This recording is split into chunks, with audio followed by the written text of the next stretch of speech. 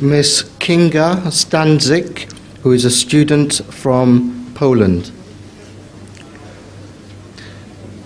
Yes, please.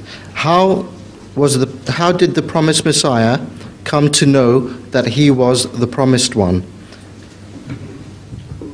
By Allah.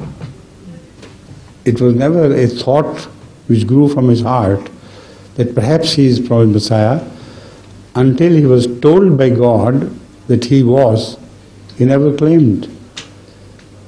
In the beginning, on the contrary, although he was told, addressed by God as Messiah and the promised Messiah, out of his humility, he always tried to interpret it differently.